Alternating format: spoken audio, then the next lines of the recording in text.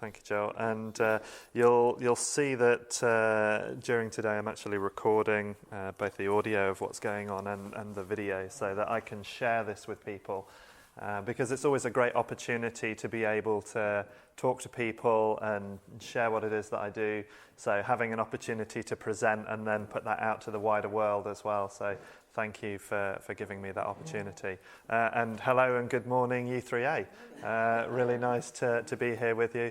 This is the first chance I've had to speak to a U3A group, and I'm really looking forward to sharing some of what I do. So the idea that I have this morning is that I'm going to spend the first part of the morning talking about what we're doing up at the festival this weekend, which is to do with allergies and epigenetics, and I'll explain what all of that is shortly. And then we'll have a tea break in the middle, as you guys regularly do. And then I'd like to take at least one, if not two, willing volunteers and do some demonstration of what I'm talking about. So not only is it there as a concept, but we can give it to you as a practical reality as well. And if I give you a little bit of a potted history about who I am and how I got here, so I mean we don't need to go right back to mum and dad and how they met and all the rest of that, but exactly 20 years ago this year I decided to go and see a kinesiologist. And this had come about because I'd seen a lecture by this lady talking about hacking your body's computer, finding a way of getting into this electronic nervous system that we have and finding out why certain things created weakness or debility within the system and what sort of things could create strength. And the lecture was really inspiring for me. I found it really interesting, and so I went up to the lady afterwards and said, well, I have allergic rhinitis, I sneeze all the time, so and at those days, unless I was using a steroid-based inhaler, which for various reasons I didn't want to be, I would be having bouts of sneezing where I'd have 10 or more sneezes in a row, and that might happen a dozen or more times a day, every day, all year round, regardless. And to say that it was a miserable existence at that point is an understatement.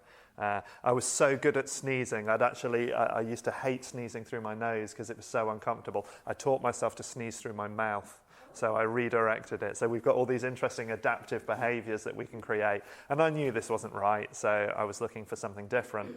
And I also at the time had psoriasis as well. So if any of you don't know, this is a skin condition where we get excessive growth of skin cells and they proliferate in such a way it looks like you've got really bad dandruff and you can end up with all these big red scaly looking patches all over your body.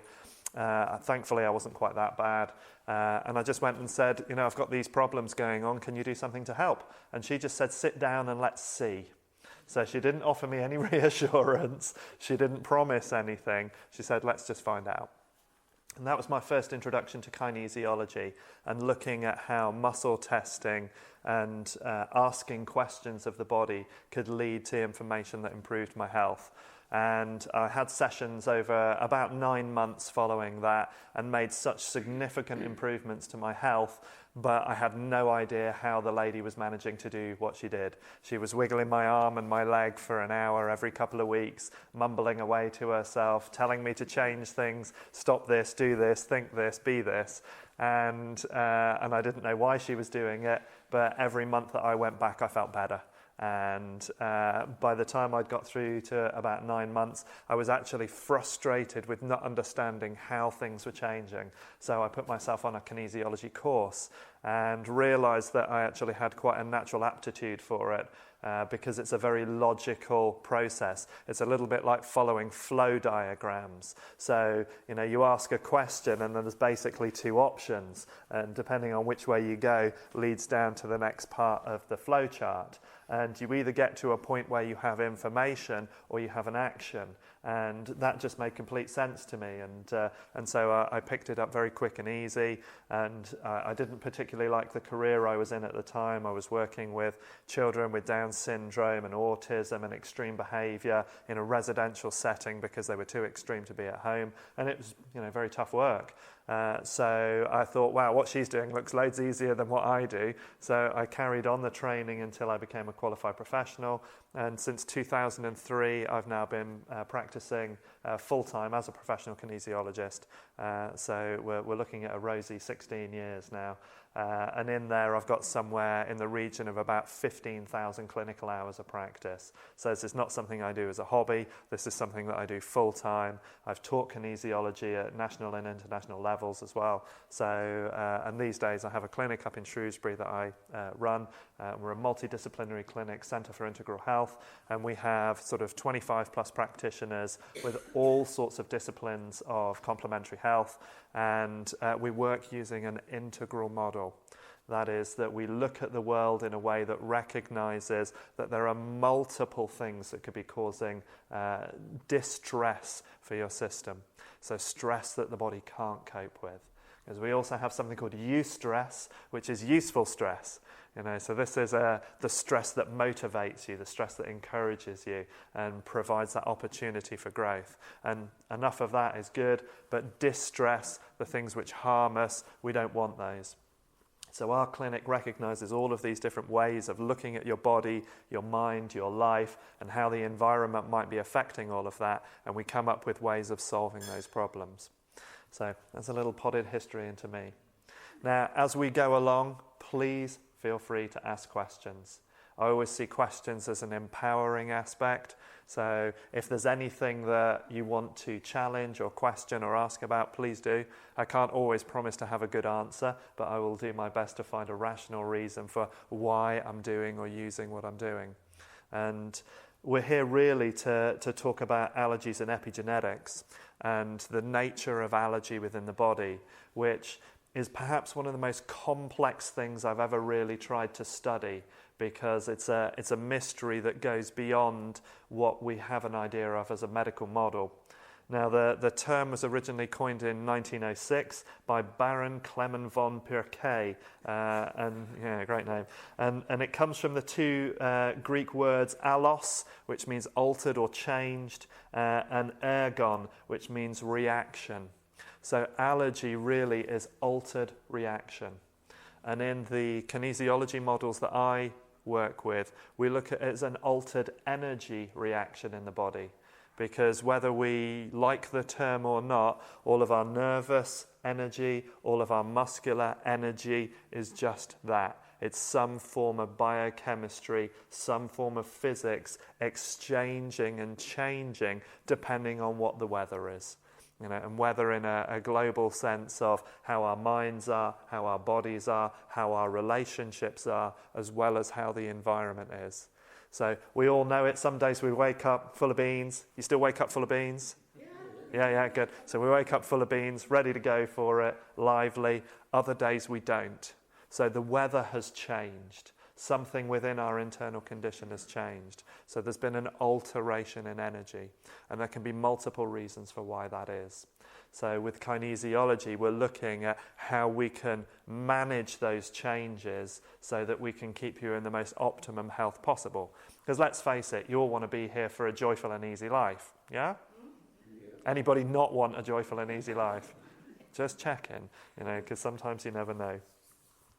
So we look at allergy as being this altered reaction at a tissue level. Now, by tissue, we're not just talking about the surface of your lungs or the surface of your skin or the lining of your digestive tract, the three most obvious points of allergy connection in the body. But we're talking right through into the cells, and actually right into the cells. Because one of the things that's important in epigenetics, and again, I'll kind of explain a bit more about the term a little bit later on, but one of the important things is that our DNA, in telling our body what to create and how to create it, has to receive its information from somewhere. So where does it get that information from? Now, back in the 90s, when the Human Genome Project was taking place, they had this idea that the human genome would contain somewhere around 125,000 to 150,000 base pairs of DNA coding, and they found it had about 25,000. So fruit flies are about 23,000, cabbages are about 21,000. So we're not that much more evolved in some ways than vegetables and flies. But what we do have is an informational system. So what the DNA chooses to express is based on the perception of the cell of what's taking place outside of it. So every cell has multiple, and in terms of multiple, I mean thousands of receptor sites. And these are like little lock and key pads on the surface of a cell, so that when molecule or substance A attaches to the lock, it sends a signal down into the cell, and that goes right through to the cell nucleus that then has another receptor site on the nucleus membrane that then dissolves through, goes to the DNA and tells the DNA what the weather's like outside. So then the DNA will open up particular sections of itself, build particular proteins and complexes and biochemicals, neurotransmitters, hormones, all sorts of things for us. And that then heads back out of the cell and weirdly enough then goes to other cells to do exactly the same process. So we have this constant feedback mechanism that's taking place through our bodies. But things from outside of us can change that quite significantly. So a lot of molecules are very similar in their nature. So it might be that the molecule from something like a toxic metal or from a particular allergen will hit a cell receptor site and trigger a response. And that response might be inflammation. That response might be to raise your histamine levels. That response might trigger sneezing or a rash or a digestive upset. Now, those reactions are so sensitive that even what you think will change the chemistry of the cell. So music's a good example of this. There are some songs that we could all listen to and they would change our mood. Okay? We'd feel good, we'd want to dance. It might remind us of times where we've really enjoyed ourselves. And that's nothing more than your perception, your belief structure about that piece of information, that song. But what it does is it creates a biochemistry reaction in your body that tells the rest of the cells what's going on. So that's just your thought. We could put another piece of music on and it might elicit a dark mood for you. It might be something that you don't like. It might bring anger up. It might bring all sorts of different types of emotions up. And that's your biochemistry then responding to your perception of what's outside of you. And this is how our bodies function. And this is where epigenetics is so important. It's not just a case of genetic determinism where where whatever our DNA is, we don't really have a choice about it. We don't have a choice about our DNA. That's mum and dad's responsibility. And interestingly enough, we know from research that some of the maps that you carry in your DNA can go back 14 generations. So sometimes you're expressing patterns that have been sitting in your system for 14 generations. So that means in the deep, dark past, if you've got kind of forebearers who were miners and working in toxic environments, if they were involved in war and exposed to deep trauma, there's all sorts of residues of that left in the DNA, and the DNA continues to change. And of course, anything that they'd experienced before your conception will be mapped into that DNA. Which is why some of us, you stick us all in a room and let's say we blew loads of pollen in here right now, some of us would react to that in a way that would give us maybe sneezing, others might get runny eyes, some of us might get hyperactive, others of us might get depressed, because there's all sorts of reasons why we change differently. And I'm sure you've seen it throughout your working lives, that in the office or in the workplace that you are, through the winter, some people get the colds, other people don't.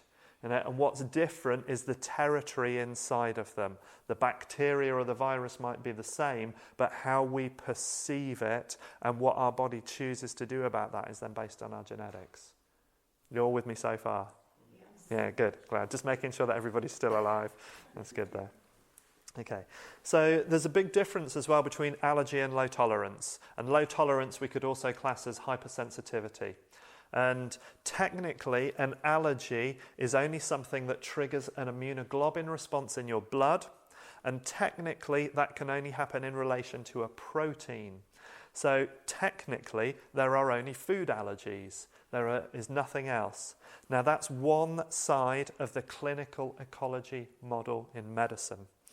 The other side, that was pioneered from the 50s up until the 90s by a researcher called Theron Randolph, he showed quite conclusively in over 1,000 research papers that you needed no immunoglobulin response in the blood to be able to demonstrate allergy. So he had this really interesting centre in Chicago that he would take people into, strip them naked at the door, literally, take everything off them, fast them on pure distilled water for 3 to 5 days, and then he would put them into rooms and blow stuff into the rooms, but not tell them what was coming in, and then just observe them, video them, and see what they were doing. And he developed this scale of hyperactivity and hypoactivity. So there were some things that lowered the energy of the body, or created depression, or created a depression in thyroid function, for instance. And there were some reactions that created irritability, or rashes, or sneezing, or hyperactivity. So we had this big scale, but that could happen with or without the presence of a change in the blood. Now, medically, that's a really difficult thing to have, because if you can't show an objective correlate in the blood, how can it actually be an allergy? So Theron Randolph actually split the world of clinical ecology right down the middle, and some highlighted the fact that actually allergy could come from any source, and it could create any symptom or exacerbate any symptom. And the other school of it goes, well, unless there's a reaction in the blood, it's not an allergy. But really what we're looking at is a change. So if there is a change in your system in response to a substance, then it's likely to be an allergy. But with allergy, that will happen with any amount of the substance, no matter how small. So it doesn't matter how little a reaction or how little amount of the substance you get exposed to, somewhere you will have a response. And that can take place instantly, so within a few seconds. In the case of anaphylaxis, we can see that happen really, really quickly, but it can take up to 72 hours to come through. And that's because your ability to digest or metabolize a substance, and then the target site within your body that might set that off, because let's say it's a little bit of gouty pain in your foot. Okay, that could be an allergy reaction. Now, depending on how quick your transit time in your digestion is, it could take up to 2 to 3 days for that to really start to show. And that depends what else is going on in your life at the time. So sometimes you can have slightly quicker reactions, other times slightly slower. But you will always have a reaction. And as I say, that could be the exacerbation or creation of any symptom. So a headache, blurring of your vision, confusion, foggy thinking, memory loss. It could be a sudden burst of energy, a pain somewhere in the body, rash, sneezing, watery eyes. Almost anything that you can think of can be triggered by allergy. But the trick is with allergy that it's any amount of the substance. So with allergies, generally, unless you're having corrective work, you have to avoid the substances 100%. No exceptions, no excuses, because you will react to it somewhere. Now with a low tolerance, that's slightly different. Your body knows what the substance is, it can metabolize it, but it has a limited ability to do so. So this is why sometimes that thing that you've eaten or come into contact with causes a reaction, it seems, and other times it doesn't. Because tolerance is something that's variable, depending on how we're doing. So on a normal daily basis, our body's meridian system, which is the same system as an acupuncturist uses, goes through 12 two-hour surges. And every 2 hours, those surges change. Now in British summertime, they're happening on the even hours. So 8 to 10, 10 to 12, 12 to 2, and so on. Greenwich Mean Time, which is real time, they happen on odd hours. So that means that if certain conditions in the body are stronger, you might have greater tolerance during their 2-hour surge. Other parts of your system might be weaker or more limited, and you could have a drop in tolerance during those 2 hours. But with low tolerance, it's about exceeding your body's capacity to cope at that point. Now, we have a tolerance for everything in life. People, places, sounds, foods, musics, clothes, everything.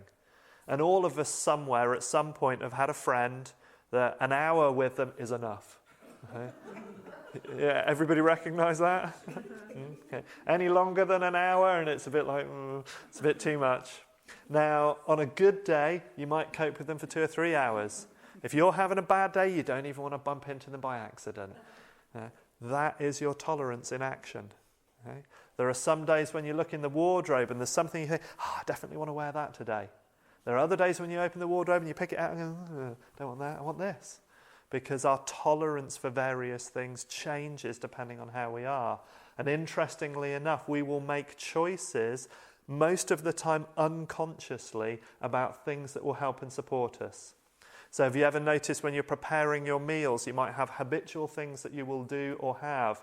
And some days there's parts of those you just don't want to add on. And other days there's times you just want to pile it on because there's a subtle signal coming from you somewhere that there's a change in that would be useful. Excuse me, can I just ask a question? Sure. The 2-hour surges that you mentioned, do you have a rationale for these being 2 hours? Are they exactly 2 hours? What correlates with those 2 hours? Where does the evidence those 2 hours come from? Sure. So, yeah, that's okay. So the basis of it comes through traditional Chinese medicine, and that's through observations that they've done over thousands of years, observing pulse rates. So, and the pulse rates they ascribe into particular channels within the system. And there's a beautiful book by an acupuncturist called Lonnie Jarrett that talks about the philosophy that comes behind a lot of Chinese medicine. The book's called Nourishing Destiny. And he talks about how each of these cycles is feeding each other. So in the same way that we see interconnection between different organs in the system, so the liver and the kidneys have relationship, pancreas and liver have relationship, lung and heart have relationship. They can see relationships through a much deeper basis. And there's a brilliant book called The Spark in the Machine that actually goes and looks at a point of embryology and how cells from the earliest stages when they're connected, how those divisions then move into different parts of the system. But there's a germ that connects each part of those. And those we see actually as the paired systems within Chinese medicine.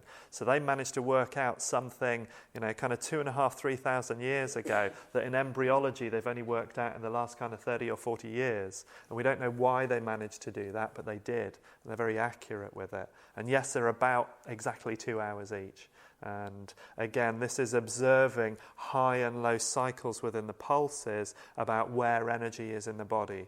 So it will literally change the pulse every 2 hours. And a good acupuncturist will be able to read those surging points. So during a particular time of the day when they take your pulse, they're more likely to see high activity in one particular pulse rate than the others because of that. I might ask you more later on that. Yeah, sure. Okay, so low tolerance, variances in the system. Now, what this means is that with low tolerance, we can have the substances, but we've got to watch when we have them and how much we have of them. So a little bit every now and again is fine. Too much or too often, or when we're stressed or run down or ill, is not a good idea for the body because it will exceed its capacity to cope with that. And therefore we will have a reaction. It's like a circuit breaker going off. So the body will react, and outwardly that will look the same as an allergy reaction, but inwardly the reason for it is slightly different. So this is the variance between allergy, low tolerance, all of which could be termed as forms of hypersensitivity.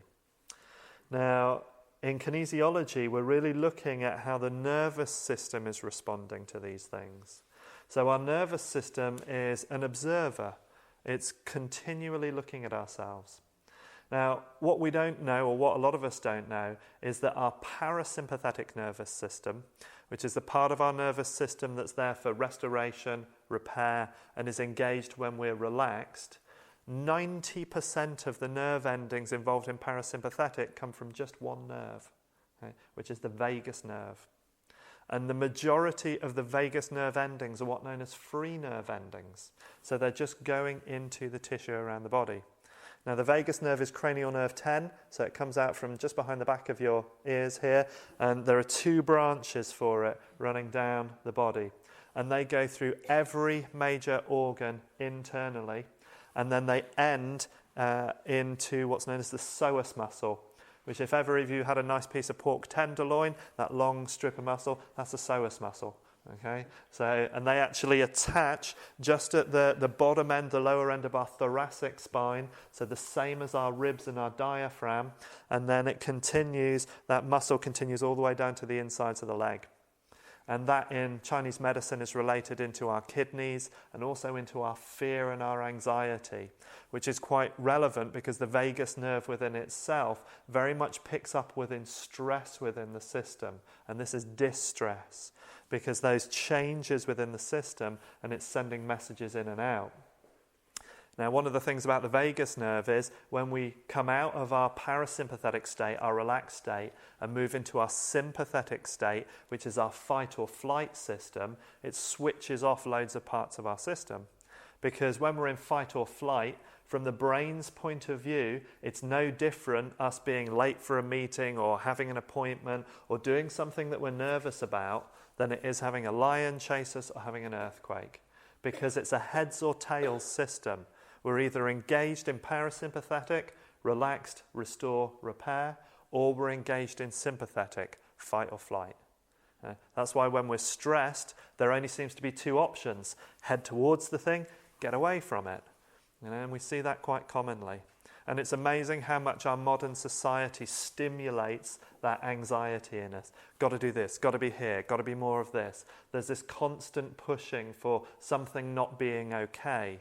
You only have to look at most TV advertising to understand the two rules that they throw within that, which is conflict and security.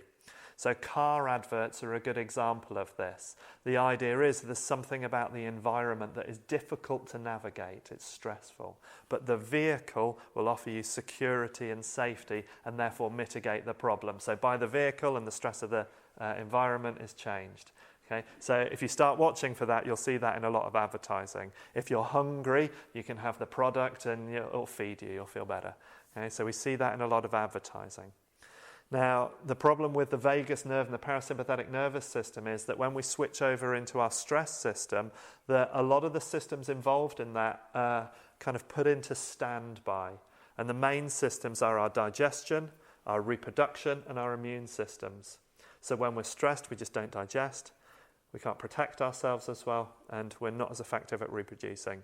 And this is why it's always a big thing for zoos when they get animals to breed in captivity, because they know the animals are stressed.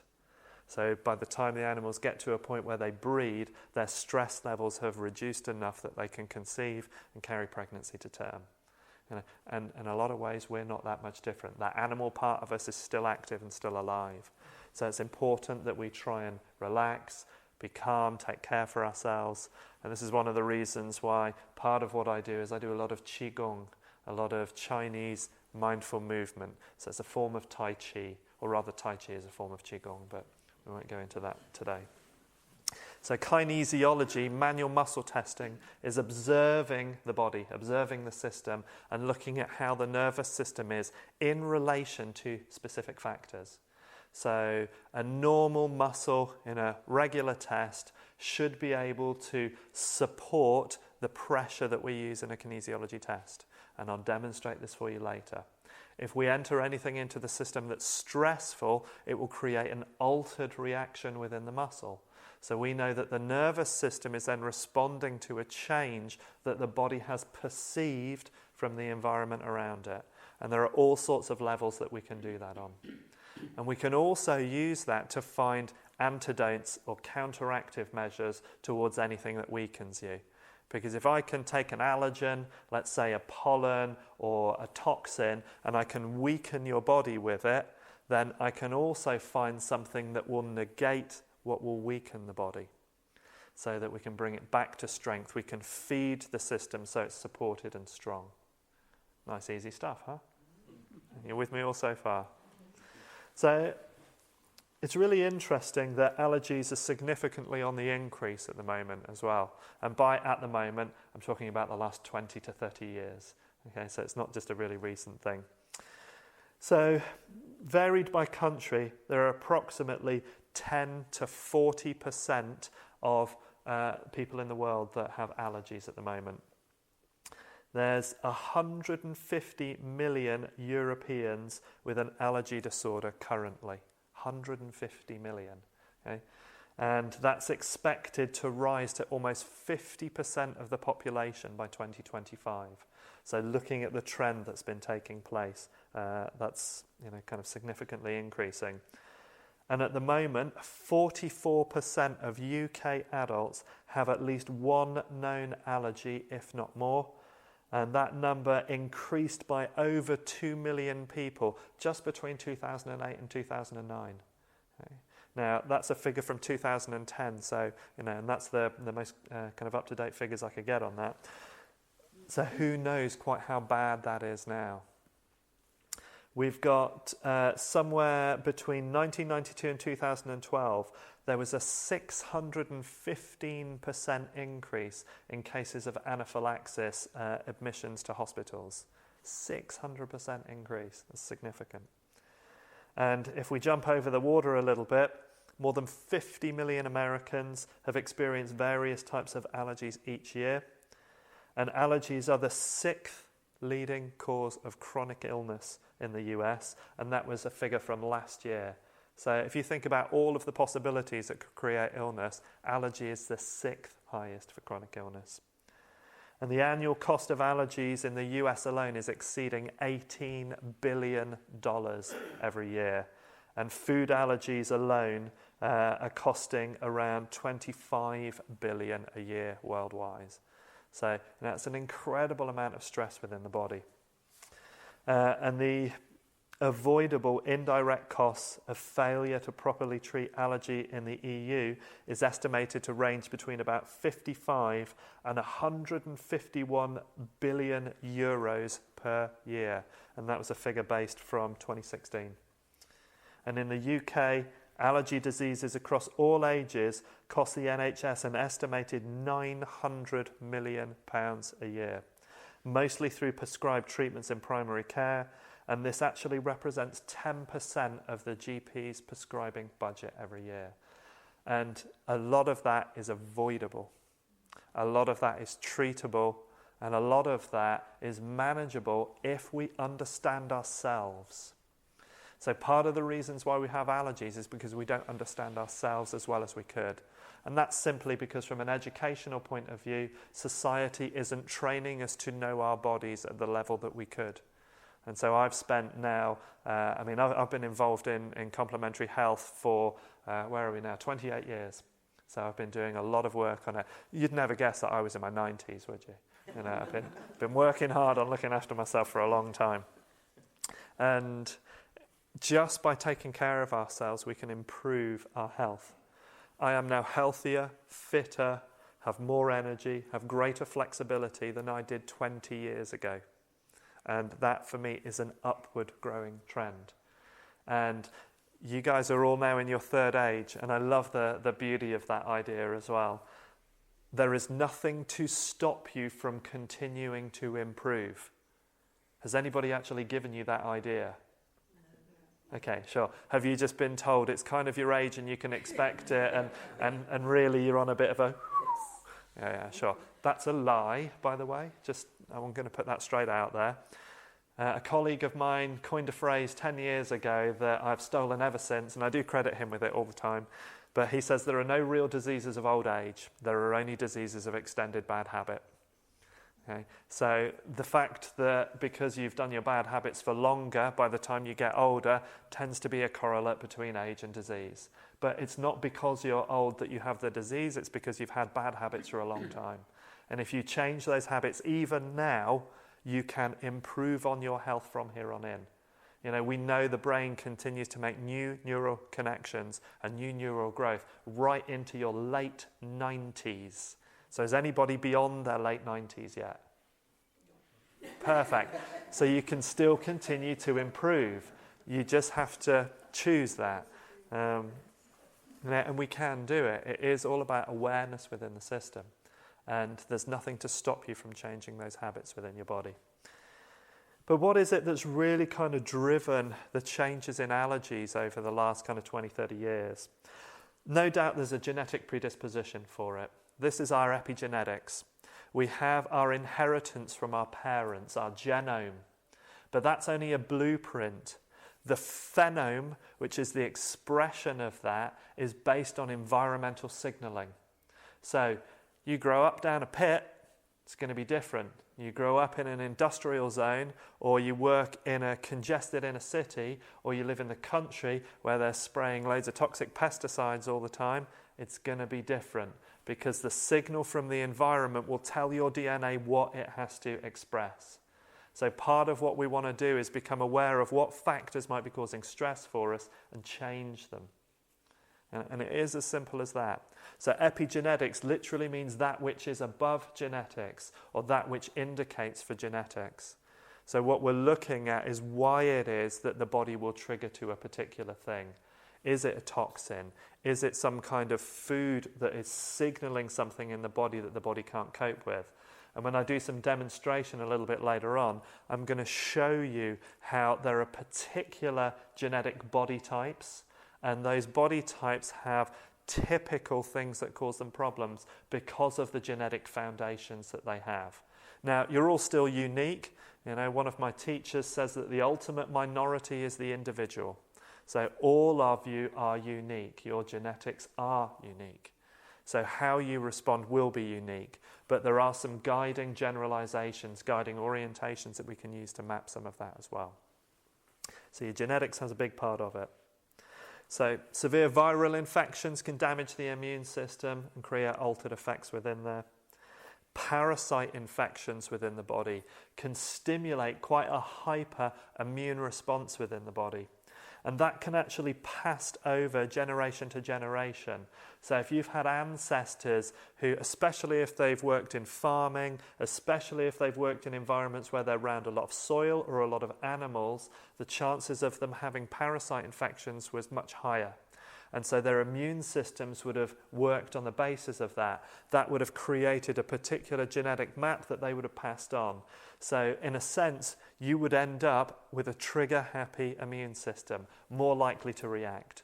And a lot of allergy is hyperactivity, it's overreaction. And certainly in the case of something like what I had, allergic rhinitis, that's my system going into overdrive. It's overreacting to everything. And now that I understand my genetic type, I know that that's also part of my typology, is to be right at the edge, straight on the top of it all. And you might have noticed from my stream of monologue that I can just keep on talking, and it's very easy to just keep going. When I've done training, sometimes I'm doing 4 to 6 day training seminars, and I can do this for days. So to squeeze this into like a couple of hours is fun for me.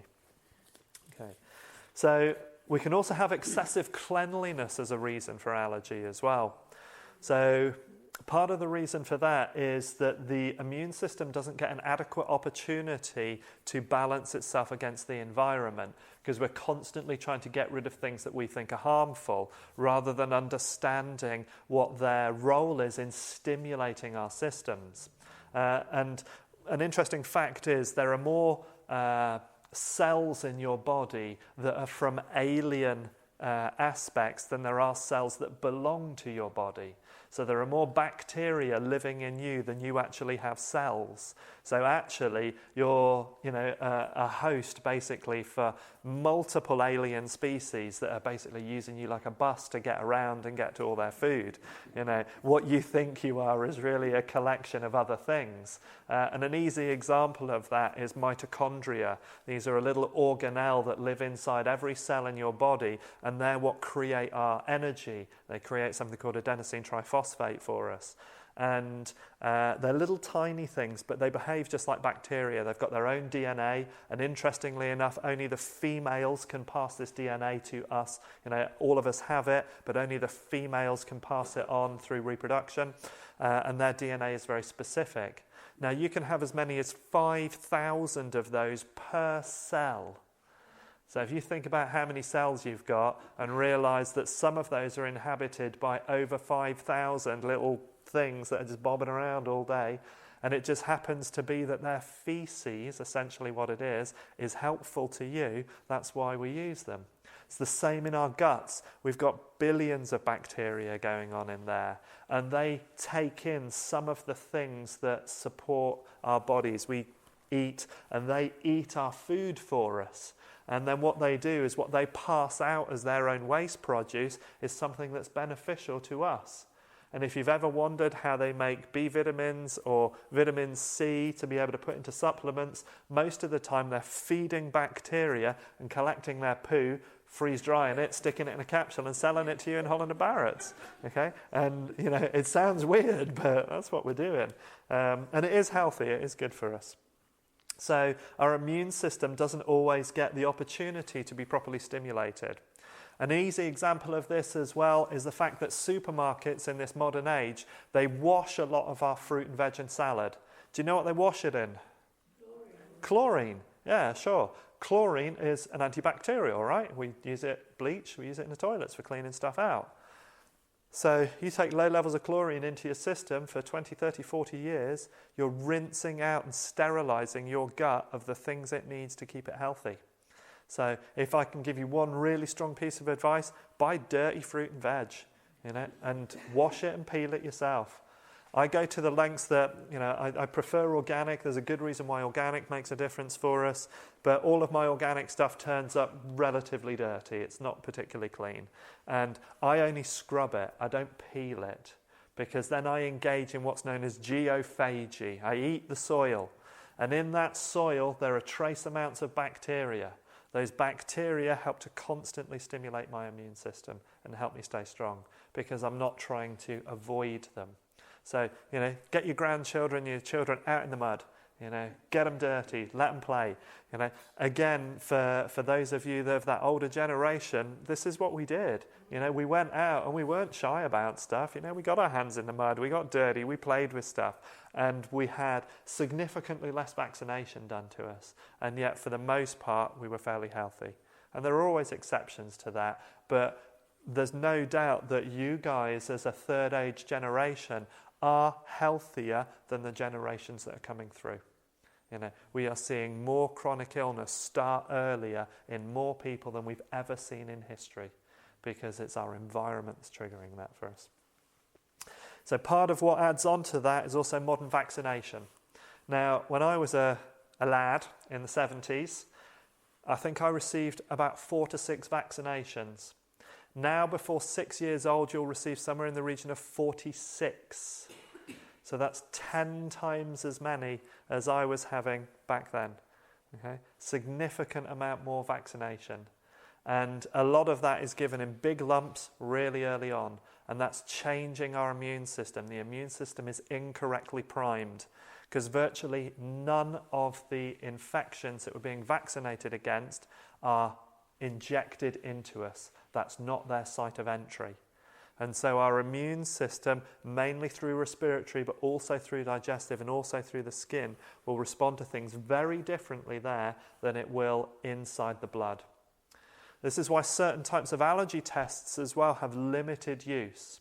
Because when they do the scratch tests or when they do the blood tests, the RASP testing, that's looking at protein reaction on the skin or in the blood. Now, I don't know about you, but I don't often try and get my morning egg into me through my skin. So the body will respond completely differently on that basis. So they're not very useful tests, but because of that split in the world of clinical ecology, it's part of what's required. It's part of what they're looking for. So vaccination can create a big problem. So the continuous presence as well of the same foods is also causing problems. So these days in our supermarket, you can get your tomatoes all year round. You can get your strawberries all year round. There's no seasonal adjustment. So if you think about a song that when you first heard it, you know, your favourite artist got you excited, and you would listen to that song over and over and over and over again. And then after a while you went, I don't want to hear that anymore. And you'd stop playing it because it just got too much saturation for the body. It didn't want that. It wanted variance. And our diet is the same. But unfortunately, because our gut is mainly based on our interoceptive system, on our parasympathetic nervous system, our vagus nerve, we can't hear most of that. You know, most of our gut feeling we are well out of touch with, and so we don't know it. So we keep on sticking the same stuff in, and because the reaction isn't always instantaneous, We don't listen to it, or it might arise as a pain or a change in our energy levels or mood. So we don't see it necessarily as a relationship to our gut. And therefore we just keep on sticking the same stuff in over and over again. And eventually the body throws its toys out the pram because it doesn't want that thing anymore. So we have a reaction to it. But I've been eating that all my life, I hear all the time. I've never had a problem with it. I've been eating it for years, every day. Well, now you've got a problem with it because you've been eating it for years, every day. You need variance. And, even 100, 150 years ago, we had really easy seasonal variance. Our storage methods were poor, so in comparison to what they are now. I don't know how many of you realise, but if you buy an apple from the supermarket and it's non-organic, not only will it have been sprayed approximately 14 times on the tree, but when it went into cold storage, it would have been dipped. It would have been sprayed another half a dozen times in cold storage, where it may have stayed for up to 12 months before going onto your shelves. Oh, and they would have dipped it again and waxed it before they put it in the shelves. So you might be eating apples that are almost 2 years old when you buy them from the supermarket. Most of the milk that you get from a supermarket is 2 weeks old because of the pasteurisation and the centralised control of it. Up in Longnaw, they've got a beautiful raw organic dairy farm there, and you can get fresh raw organic dairy, taking it straight from the farm, lots of live culture in it, very, very healthy for the body, creates hardly any reaction in those that are lactose sensitive. With allergy, it's different, but the sensitivity. So having the same food over and over again is really not good for us. We've also got technological changes as well. Double glazing, central heating, wall-to-wall carpets, and this actually increases the likelihood of molds and allergens perpetuating themselves in an environment because the humidity and the moisture levels are different. You remember what really old houses were like? They had this kind of natural breeze that used to blow through them. Windows didn't quite fit. That was actually healthier for us, that natural breathing of buildings. And the materials that we used to use allowed the buildings to breathe more, and that was healthier for us as well. Dust mites and molds thrive in these kind of environments. And if we could actually see the amount of mycotoxin in the air, the amount of fungal toxin in the air, it's incredible. And we're breathing that in on a regular basis. Plus as well, things like modern carpets, which a lot of us don't realise that they're backed and treated with pesticides. Those can outgas for well over 4 years. So you have a new carpet or a new piece of furniture, and that new carpet and furniture smell, that's 4 years of chemicals that you're going to breathe in, and they're going to go directly in and tell your cells what the environment, the weather is like outside of you. From that, we get lots of other environmental pollutants. We've got more traffic on the roads than we've ever had. We're using more chemicals than we ever have. There's approximately 80,000 chemicals in common use at the moment, and we know that at least 5,000 of those are carcinogenic and legal to use. Okay. So, interesting things like DDT as a pesticide. You'll remember DDT from the kind of 60s, ended up getting banned because of how much it was affecting wildlife and building up secondary poisoning in birds of prey and so on. What a lot of us don't realise is that the UK continued to produce almost the same amount of DDT up until about 10 years ago. It was just selling it to countries that hadn't banned it. So we've actually still had these problems perpetuating, and globally, because we've got food coming as far away from North Africa throughout Europe, we're having things that are affecting us quite significantly. And again, chemicals in the furniture, chemicals in your clothing. Did you realise that if you buy yourself an Easy Iron or an Easy Care shirt or pair of trousers, that's been embedded with formaldehyde? That's what they use to give it that easy finish, so that you're getting aspects of that your body's picking up on as well. So there are all sorts of chemicals in our environments. And we also as well have lifestyle stresses, where our lives are much more generally stressful than they were, and our ability to adapt to that is changing. Things are faster, busier, there's more pressure, everything has to be now. And that stimulates our adrenals to a degree where we go into stress, our fight or flight. And of course, what switches off when we go into fight or flight? Immune, reproduction, digestion. So our ability to cope is less. We have less time out, less time to rest, less time to relax. Hopefully you guys are all doing better at that than I am. Hopefully you're taking more time for yourselves and realizing that most things can wait until tomorrow. Nothing is so important rarely that it has to be done today. So, as I say, almost any symptom can be created or exacerbated by allergy. But what we also see is that addictions or obsessions with particular substances can also be allergy. Because remember, the body has an altered reaction. It doesn't know what the thing is. And so its ability to be able to metabolize it is wrong. So often it will crave the thing because it doesn't know what it's doing. So quite often if there's that thing that we have to have every day, I must have my little bit of this, then that's something that the body might not be doing well with. So it's always worth just taking it out for a couple of days. And if you're not sure about how that really applies to you, I gently dare you to stop any caffeine for a week. Just cold turkey. Make sure you have plenty of water and observe what happens to your brain over the next few days. A, how much you crave it. B, how irritable it makes you. And C, how many headaches you get. Okay? So that is a drug withdrawal. Okay? So that's your body. And coming out of allergy, especially when there's an addictive aspect to it, is not all that much different to coming off heroin. Okay? It's a bit of an extreme example, but the similarities are there. You will go into withdrawal and you will not feel good, and that will take place for a period of time until your body's managed to metabolize all of that substance out, which could take several weeks, and then you'll start to feel better again.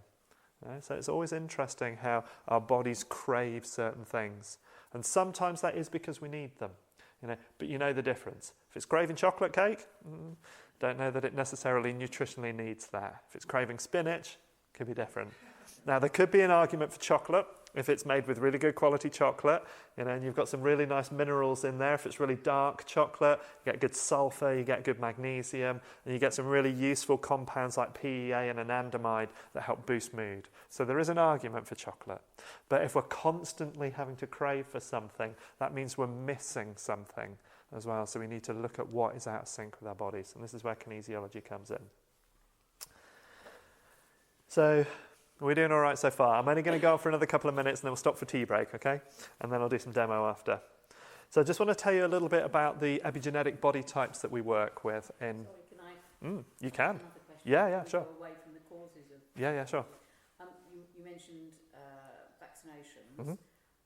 What's your personal view on vaccinations? Do you approve of any vaccinations or...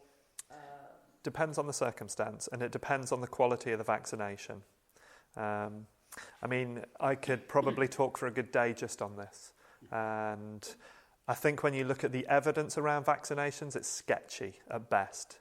I think that a lot of the research to show the usefulness of vaccinations is very carefully moulded. When you look at some of the laws around vaccinations and how they're allowed to be processed, they don't have to go through the same testing criteria as other medications because they can be seen as something that will be needed for emergency situations within populations. And while there is a fair amount of reason for that argument, it's also abused in a lot of cases. I think there are a lot of ingredients in vaccinations that are questionable as to why they're there. And if you look at some of the companies that produce vaccinations and some of the things that they also produce, you can see how some of the excipients that are used in the vaccinations are triggers for other diseases that they just happen to sell remedies for. So there's arguments about whether or not they're actually setting up adjustments in the DNA. We know that there's massive contamination in vaccinations. There is a lot of unknown viral and protein particles within most vaccinations. So it's questionable. And when we look at data that shows around how hygiene and changes in our sewage management and in kind of sterilisation, how a lot of the diseases that we started vaccinating for in the kind of 60s were already in significant decline, not just by a little bit, but by a large amount. And when you start to look at, sometimes when they do the graphs for the vaccines, they'll show the vaccine entry here and they'll show this decline in the disease. But what they didn't show you is what was happening for the 20 to 30 years before the vaccine became introduced. How would you relate that to polio? The polio is still present, it's just that they're not allowed to call it polio anymore. I realise that, but do you realise that they can have actually induced polio. Yes. And that's why the Americans no longer allow oral polio. It's all by injection now. Yes. Because they find that oral polio is actually creating polio where it wasn't there before. Yeah, sure. And that is part of the problem, is that whenever we introduce something synthetic into the system, it creates a change that we can't fully manage because, again, you are the ultimate minority as an individual. So how your genome responds to a particular injection or a particular substance can be completely variant to anybody else. So I think there are cases for vaccination, but I think how we do it at the moment is pretty criminal. And I don't really support that, but I do encourage people to become educated and to make a choice. Now, I travel a lot. I travel across the world. My family and I, we teach all over the world doing various things. I've got an eldest brother who's a Himalayan mountain guide, so he spends a couple of months every year out in Nepal, trekking into the kind of the peaks. I've got another brother who teaches internationally all over Asia, Europe, South America, and I travel all over the world myself. None of us have vaccinations. Okay, when we travel, we don't do it because we know that actually Louis Pasteur is probably one of the best people to quote on this. So on his deathbed, he actually recanted. He said, it's not the bacteria that's the problem, it's the environment it lives in. Right? So if the environment inside your system is not suitable for a virus or bacteria, it cannot gestate. It's as simple as that. So understanding what creates a healthy internal environment is part of what prevents the disease from manifesting in the first place. And yes, there are always exceptions to that. And yes, there are always circumstances where we don't cope with that. But considering that my brothers and I have been travelling abroad for at least the last 30 years and travelling into, some quite impoverished and interesting areas in the world, and none of us have vaccinations and boosters for any of these things, and none of us have become sick with any of those diseases. But the majority of people don't live like that, do they? But that's the problem with our society, is that we're not encouraging empowerment within people. We're not giving them the tools of understanding their own vehicle to be able to help it. And this is where, for me, epigenetics is such an important aspect. What is it that controls or signals genetics? But until we do that, until we educate, as you say, everybody, sure. Surely we've got to vaccinate initially. I mean, that's a catch-22 as well, because we've got to remember that financially vaccination is a very lucrative market, and that the people who are dictating a lot of medical policy are also those that stand to gain from that. And so it's just like our governments. One of the reasons why we don't have a more democratic and a fairer and a more balanced society is because the people that are in control of making the choices are the ones that gain from the system being the way it is. So we're stuck in a catch-22, and this is why it's people like me that are coming and talking and saying we need to change how we look at our bodies and how we look after ourselves to be able to improve it. But if we haven't virtually eradicated polio, say in the 40s, 50s and 60s, sure. If we haven't vaccinated that, it would be tremendous problems. Same with measles, surely. Maybe. We don't know that. But that's the thing, maybe. So you've sure. got to cover that. You can't expect maybe. To grow up without vaccination. So we've had a significant drop in illnesses caused by diseases that we vaccinate against. Although, and again, I've just seen this recently with somebody who hadn't had a mumps vaccination when they were younger, who had mumps, and the doctors refused to diagnose it as mumps because technically mumps isn't around anymore, but it is. Just like polio is still around, but it has another name now because you're not allowed to call it polio because we've eradicated polio, but we haven't. So there's a lot of massaging of information to make it look like change is happening. And while we may have dropped out some of these diseases that in the majority of cases are not fatal. So if we look at a lot of these illnesses, they're only fatal in certain percentages of the population, and those are fairly small. But what we have had in the same time period is a massive, unprecedented rise in cancers, in heart diseases, in other chronic illnesses. So are we just swapping one for the other? Is one perpetuating the other? Are we missing some of the keys that we need to know about health to be able to look after it?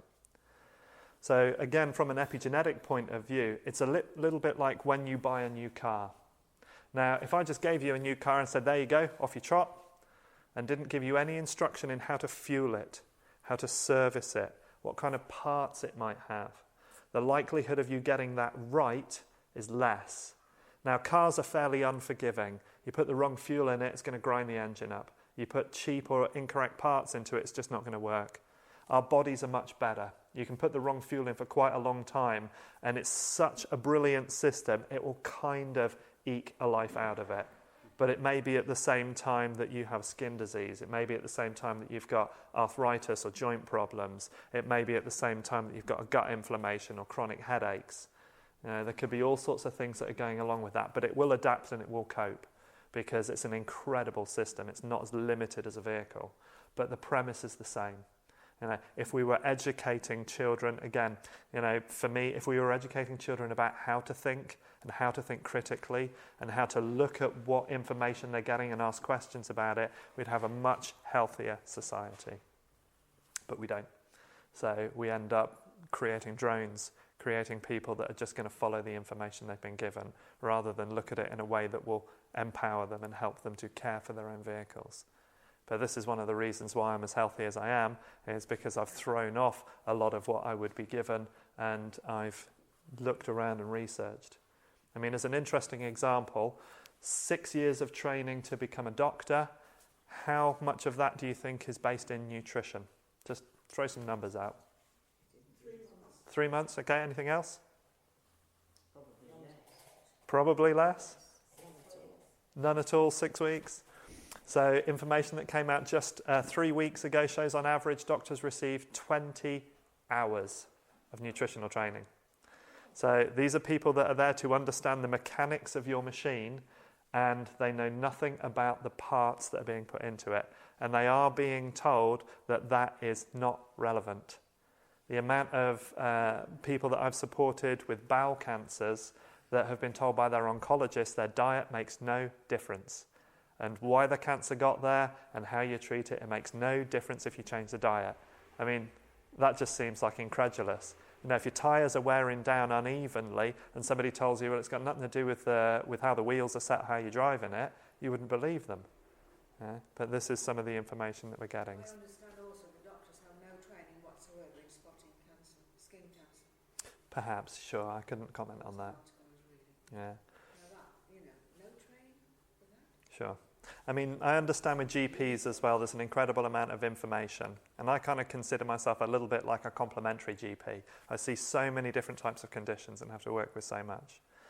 But also we find with GPs is that they have a great deal of difficulty in spotting the difference between a nutritional deficiency and a disease. Now, outwardly, they can appear like the same thing. But if you've been taught to treat disease, you'll treat disease and you'll treat it with the tools that you have.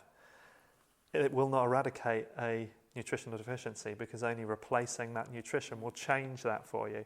And if you can't recognise that those are even there, you'll never get to the root of the problem. But it's a great model if you want to make money because your client keeps on coming back. You use something to quiet the symptom down, it reoccurs. So you just go around these cycles over and over. This is why we end up with so much chronic disease rather than acute stuff that we treat. Okay, so I think it's probably a good time for letting you guys have a tea break, and then we'll do some demonstration afterwards, and I'll talk a little bit more about the epigenetics as we go along. Okay.